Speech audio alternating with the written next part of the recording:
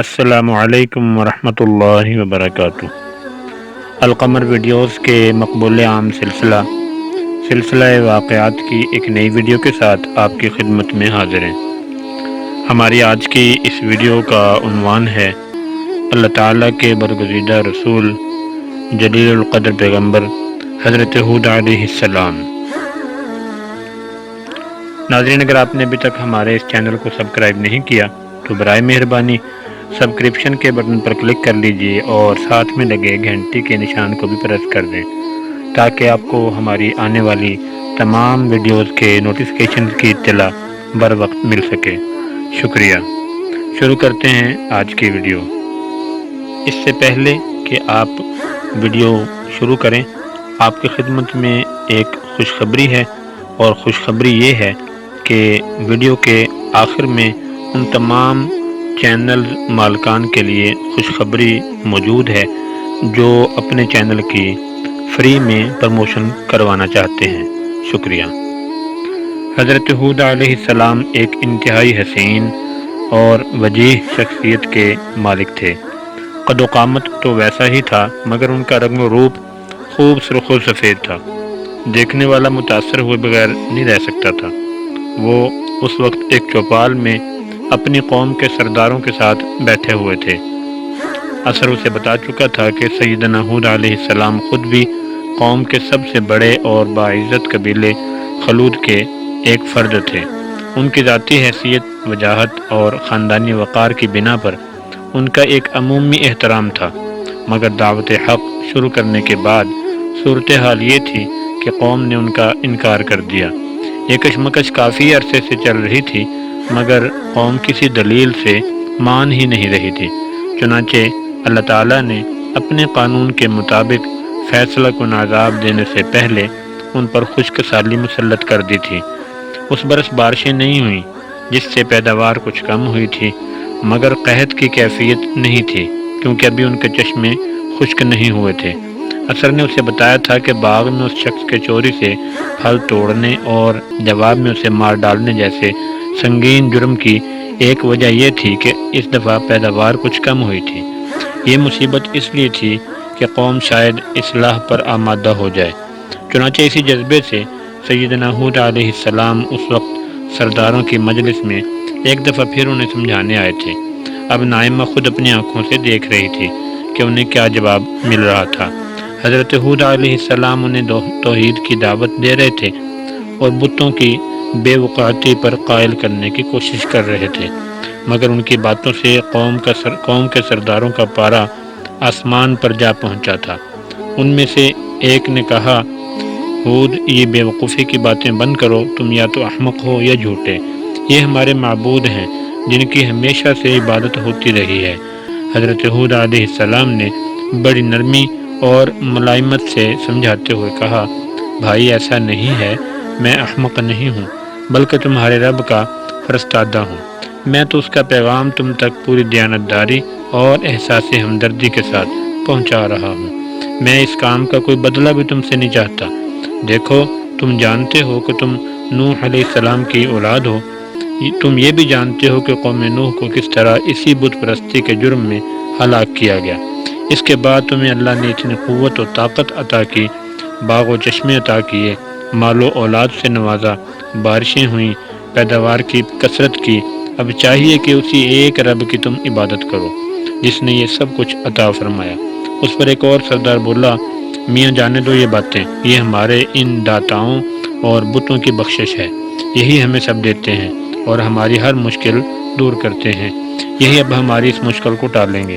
تمہیں پریشان ہونے کی ضرورت نہیں ہے۔ حضرت ہود علیہ السلام نے جواب دیا، میرے بھائی، یہ کچھ نام ہیں جو تم نے رکھ لیے ہیں۔ اللہ جیسا نام رکھ لینے اور کسی کی طرف کچھ صفات منسوب کر دینے سے وہ اللہ جیسا نہیں ہو جاتا۔ یہ نام تمہاری ایجاد ہیں، اللہ نے ان کی کوئی سند نہیں اتاری۔ دیکھو، مجھے اندیشہ ہے کہ تم پر تمہارے جرائم کی بنا پر کوئی بڑا عذاب نہ آ جائے، اس لیے اپنے رب سے معافی مانگو، وہ بڑا رحیم ہے، تمہیں اس سے بھی زیادہ دے گا۔ ڈھیروں بارشیں ہوں گی اور تمہاری قوت اس سے بھی زیادہ بڑھ جائے گی۔ اب اپنے خود ساختہ معبودوں کے بارے میں حضرت ہود علیہ السلام کے الفاظ سن کر ایک سردار انتہائی غضبناک انداز میں کھڑا ہوا اور چلا کر بولا، بند کرو یہ فضول باتیں، یہ ساری عقلوں کی کہانیاں ہیں، ہم پر کوئی عذاب نہیں آئے گا، اب تم اپنی خیر مناؤ، ہمیں تو لگتا ہے کہ تم پر ہمارے کسی معبود کی پھٹکار پڑ گئی ہے۔ اور اپنا جملہ نامکمل چھوڑ کر اس نے اپنا ہاتھ میان میں موجود اپنی تلوار پر رکھ لیا۔ اس کا چہرہ اس غضب کا عکاس تھا جو اس کے اندر سے ابل رہا تھا۔ اس کا بس نہیں چل رہا تھا کہ تلوار میان سے نکال لے اور سیدنا ہود علیہ السلام پر حملہ کر دے، مگر نہ جانے کون سی طاقت تھی جس نے اسے تلوار میان سے نکالنے سے روک رکھا تھا، مگر اس کے انداز سے صاف ظاہر ہو رہا تھا کہ وہ حضرت ہود علیہ السلام کو قتل کرنا چاہتا ہے۔ انہوں نے بھی یہ بات محسوس کر لی تھی، مگر اللہ کے اس جلیل القدر رسول نے انتہائی اطمینان کے ساتھ بغیر کسی خوف کے جواب دیا، میں اللہ کو گواہ بناتا ہوں، تم بھی گواہ رہو کہ جن ہستیوں کو تم اللہ کا شریک سمجھتے ہو میں اس جرم عظیم سے بری ہوں۔ تو اب تم ایسا کرو کہ سب مل جاؤ اور میرے خلاف جو اقدام اٹھانا ہے اٹھا لو، مجھے ذرا بھی مہلت نہ دو، میرا بھروسہ اللہ پر ہے جو میرا اور تمہارا رب ہے، ہر چیز پر اسی کا حکم چلتا ہے اور ہر چیز اسی کے قبضہ قدرت میں ہے۔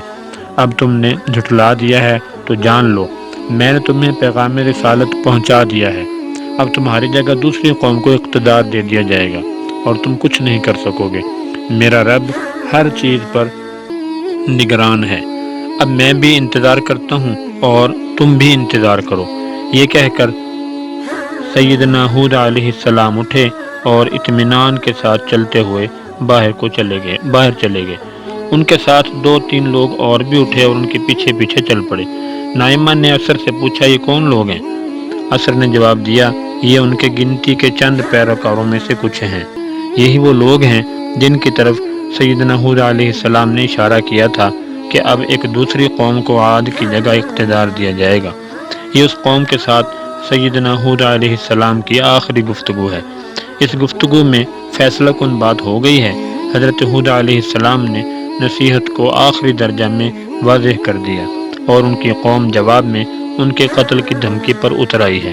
یاد رکھو، جس وقت کوئی قوم اپنے رسول کو قتل کرنے کا مصمم ارادہ کر لیتی ہے تو اللہ تعالیٰ اسی وقت اس قوم کی مہلت ختم کر دیتے ہیں۔ تو کیا دشمن انہیں مارنے کی کوشش بھی کرتے ہیں؟ کیوں نہیں کرتے؟ ایک شخص مسلسل عذاب کی دھمکی دے رہا ہے، ان کے معبودوں کی نفی کر رہا ہے، جواب میں قوم کا آخری قدم یہی ہوتا ہے کہ ان پر ہاتھ ڈالنے کی کوشش کی جائے، مگر اللہ کے فرشتے مسلسل رسولوں کی حفاظت کرتے رہتے ہیں۔ مگر فرشتوں کی یہ حفاظت کیسے ہوتی ہے؟ میں نے فرشتے نہیں دیکھے، کیا میں فرشتے دیکھ سکتی ہوں؟ نائمہ نے پرشوق انداز میں کہا، فرشتے تو میں بعد میں دکھاؤں گا، پہلے یہ دیکھ لو کہ یہاں اب کیا ہوتا ہے۔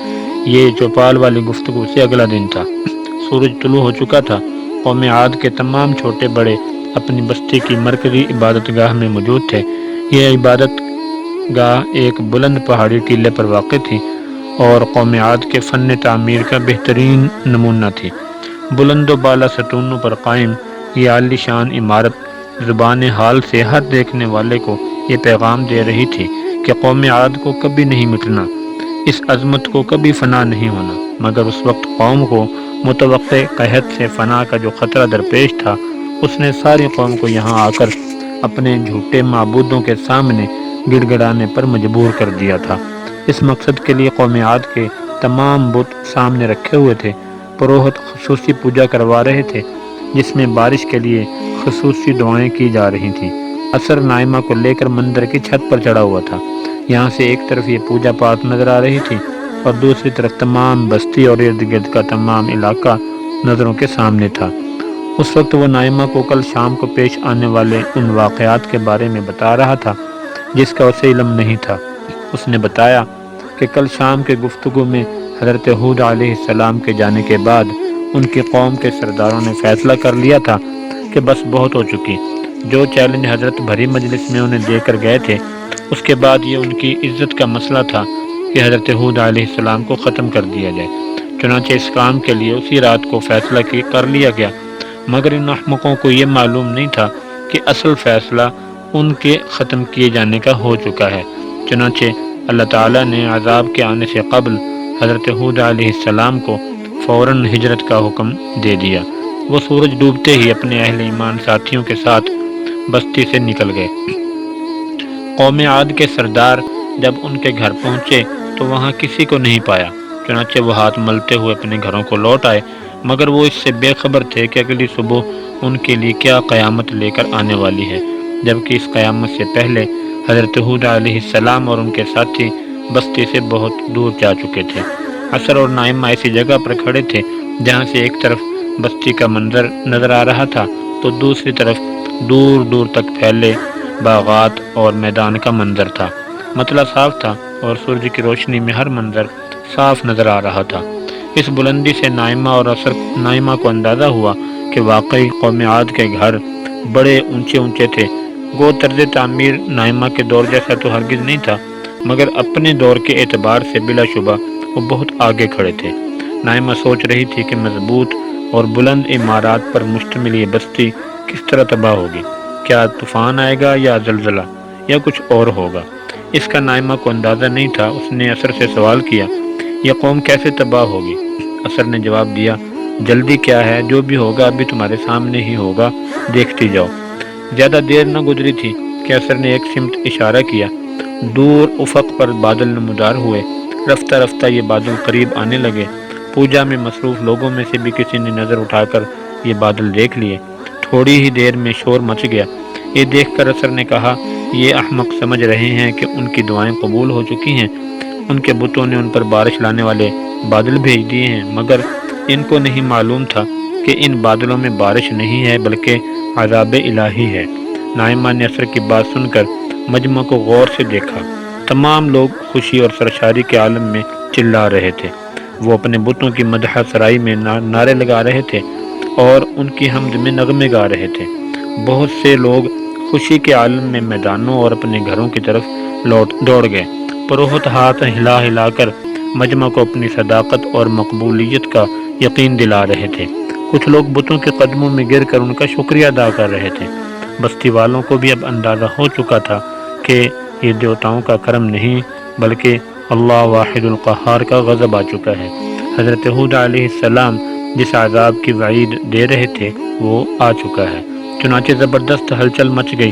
یہ تنو مند اور طاقتور لوگ تھے، اتنے دراز قد تھے کہ چند قدم میں بڑا فاصلہ طے کر لیتے تھے۔ ان کا دعویٰ یہ تھا کہ دنیا میں ان جیسا طاقتور کوئی نہیں۔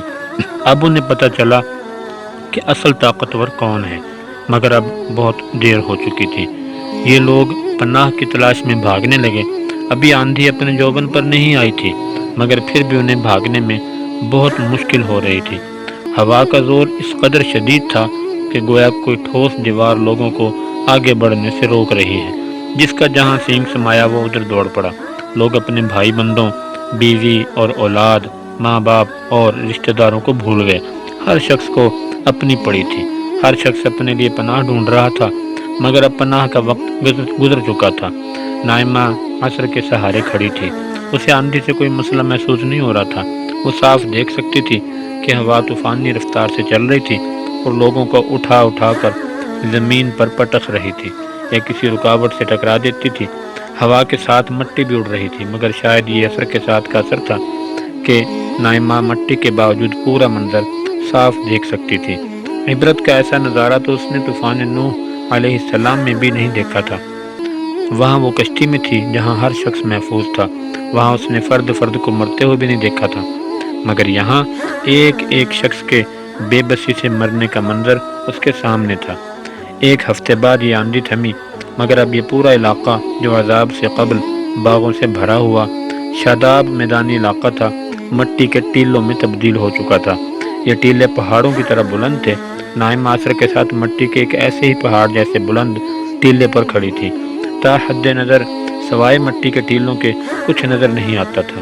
نائمہ دل ہی دل میں سوچ رہی تھی، جس شخص نے یہ علاقہ کبھی پہلے دیکھا تھا وہ خواب میں بھی نہیں سوچ سکتا تھا کہ چند دن میں اس کی یہ حالت ہو جائے گی۔ دوستو، آپ کو ویڈیو کیسی لگی کمنٹ سیکشن میں اپنے خیالات کا اظہار ضرور فرمائیں۔ ویڈیو کو لائک اور شیئر کرنا مت بھولیے۔ چینل کو سبسکرائب کر لیجیے۔ اپنا بہت سا خیال رکھیے۔ ملتے ہیں انشاءاللہ بہت جلد نیکسٹ ویڈیو میں، تب تک کے لیے اجازت، اللہ حافظ، السلام علیکم ورحمۃ اللہ وبرکاتہ۔